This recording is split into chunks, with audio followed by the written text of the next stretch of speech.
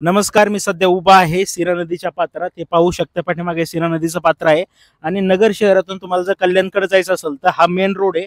आणि सध्या 2-3 दिवसापासून आलेल्या पावसामुळे हा रोड पूर्णपणे पाण्याखाली गेलेला आहे. हा पाठीमागचा ब्रिज आहे, हा 2-3 वर्षापासून याचं काम सुरू आहे, मात्र अद्यापही काम पूर्ण झालेलं नाही. त्यामुळे नागरिकांची प्रचंड गैरसोय होत आहे. इथं या भागातील नागरिक आहे, त्याच्याबद्दल आपण विचारू. पूलचा कमीत कमी 1 ते 1.5 वर्ष काम रखडलेलं आहे आणि आम्ही स्वतःपासून आमची लय गैरसोय आहे. सध्या येणं जाणं ट्रॅफिक हे सगळं आम्हाला ह्याचे नाहक त्रास होत आहे आम्हाला.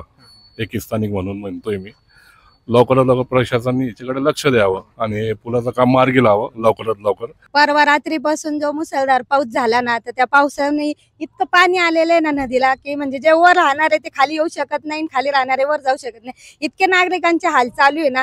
तर हे पुलाचं काम कधी होणार काय माहिती. 3 वर्ष झाले पुलाचं काम चालू आहे. मत घेणारे आपले फक्त मत घेतात आणि घरात बसतात आणि काम तर अजिबात लक्ष देत नाही कुणी, करत तर अजिबात नाही. इथं नागरिकांचे किती हाल चालू आहे.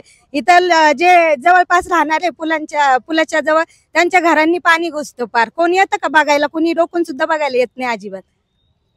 तर माझं एवढंच म्हणणं आहे की जे आहे ते कंडे यांनी आंदोलन केलं होतं ना, त्यांनी सांगितलं होतं त्यांना इतक्या दिवसात काम पूर्ण झालं पाहिजे, पण या लोकांनी त्यांचंही काही मान्य केलं नाही ना. आणि कोणी ऐकतच नाही. आता वरच ऐकत नाही, त्यामुळे आमचं नागरिकांचं कोण ऐकणार आहे. तर काम केलं पाहिजे, लवकरात लवकर पुलाचं काम झालं पाहिजे.